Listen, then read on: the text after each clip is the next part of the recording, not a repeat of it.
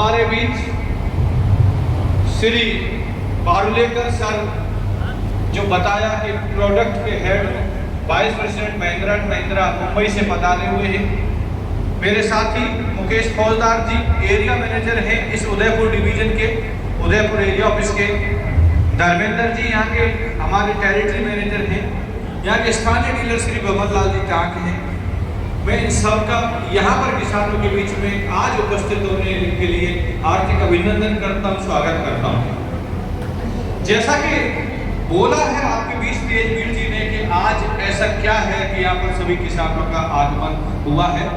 निश्चित रूप से हम उत्सव मनाते हैं, उत्साह मनाते हैं, समाज में बड़े बड़े प्रोग्राम करते हैं, कई दीपावली मनाते हैं, कई बार हम दशहरा मनाते हैं। आज ट्रैक्टर के किसानों का उत्सव है। टाक ट्रैक्टर एजेंसी में हमारे वाइस प्रेसिडेंट सर का आगमन हुआ है।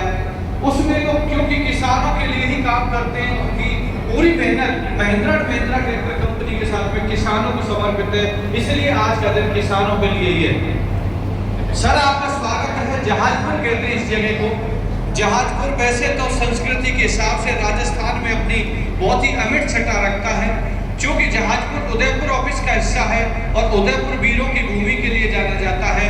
उदयपुर में भी महाराणा प्रताप के शौर्य की बात करें, चाहे उदयपुर में खान पान की बात करें, सभ्यता संस्कृति की बात करें, संस्कार की बात करें, तो मैं कह सकता हूँ भीलवाड़ा और जहाजपुर भी विश्व में कहें, भारत में कहें, राजस्थान में कहें, अपनी अलग पहचान रखता है। इसलिए जहाजपुर के निवासियों को, जहाजपुर के किसानों का निश्चित रूप से मेरी तरफ से नमन करता, प्रणाम करता हूँ।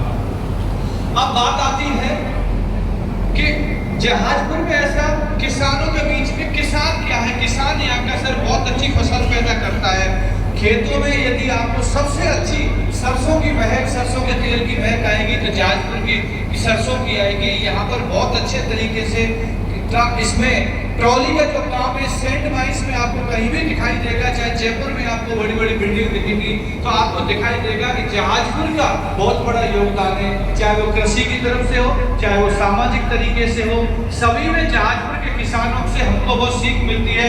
और मैं तो यहाँ पर किसानों से मिलकर एक एक इनसे पूछता था, क्वेश्चन बनवाता था, इनसे प्रश्न करता था कि हमको महिंद्रा एंड महिंद्रा को कैसा ट्रैक्टर बनाना चाहिए। दोस्तों, महिंद्रा एंड महिंद्रा किसानों की भाषा को समझ के ट्रैक्टर बनाती है। 10 बीघा वाले को 10 बीघा जैसा ट्रैक्टर, 5 बीघा वाले को 5 बीघा जैसा ट्रैक्टर, 50 बीघा वाले को बड़ा ट्रैक्टर। ट्रैक्टर की सीरीज के रूप में, कई जीवो के रूप में, कई ओजा के रूप में, कई एक्सपी के रूप में, कई नोवो के रूप में, कई अल्ट्रा के रूप में। आप सबके बीच में हमारी जो ट्रैक्टर की सीरीज रहती है वो हर कस्टमर को ध्यान में रखते हुए रहती है। ऐसा नहीं हो सकता कि ट्रॉली चलाने वाले को भी वही ट्रैक्टर काम चलेगा और खेत में काम करने के लिए भी वही ट्रैक्टर काम होगा। हाँ, ऐसा हो सकता है कि कोई ट्रैक्टर ऐसे हैं जो ट्रॉली में भी बहुत अच्छा काम करते हैं और वो खेत में भी काम कर सकते हैं। तो मैं इस बात को इस मंच से गर्व के साथ कह सकता हूँ कि कस्टमाइज्ड ट्रैक्टर, किसान की जरूरत के हिसाब से ट्रैक्टर बनाने में श्रीमान पारुलेकर साहब का बहुत बड़ा योगदान है। इसलिए आप इनके लिए तालियां बजाकर उनका हार्दिक स्वागत, अभिनंदन करें। मैं श्रीमान टाक साहब को, उनके परिवार को लगभग 2011 से बहुत अच्छी तरीके से जानता हूं। आपका परिवार किसानों की सेवा के लिए जिस तत्परता से लगा रहता है, आपके पिताजी अभी इस दुनिया में नहीं है, मैं उनको भी देखता था कि शोरूम के बाहर कुर्सी डाल के किसानों से रूबरू होते थे, किसानों की समस्याओं को सुनते थे, किसानों के बारे में बात करते थे। तो मैं टाक साहब ने जब भी ये सपना देखा होगा कि मैं किसानों की कैसे सेवा कर सकूं, किसानों के दिल में कैसे जगह बना सकूं, किसानों के परिवार का, इनके दुख दर्द का हिस्सा कैसे बन सकूं, तो इन्होंने ट्रैक्टर व्यवसाय को चुना। ट्रैक्टर व्यवसाय में मैं कह सकता हूं राजस्थान लेवल पे यदि सबसे ज्यादा तरक्की करी है और राजस्थान लेवल पे अपनी अच्छी हैसियत रखते हैं तो वो हमारे यहाँ के स्थानीय डीलर श्री भवन लाल टाक हैं और इनके बेटे दीपक जी टाक हैं, जिन्होंने बहुत अच्छे पायदान हासिल किए हैं।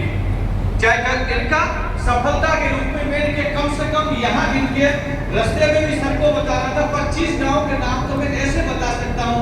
मैं कहीं पर गाड़ोली की बात कर सकता हूँ, तो लोहारिया की बात कर सकता हूँ, कहीं इटाली की बात कर सकता हूँ। मैं यहाँ के गाँव को बहुत अच्छी तरीके से मिला हुआ हूँ। चाहे मैं सक्करगढ़ की बात करूँ, किस एरिया में कौन सा ट्रैक्टर चलता है, कौन कहाँ पर सरपंच है, यहाँ तक मुझे उस समय का याद है जब मैं 2011-12 यहाँ पर टेरिटरी मैनेजर होता था। इस सारी सफलता के पीछे सिर्फ और सिर्फ एक ही है कि यहाँ का टाक हमारे जो स्थानीय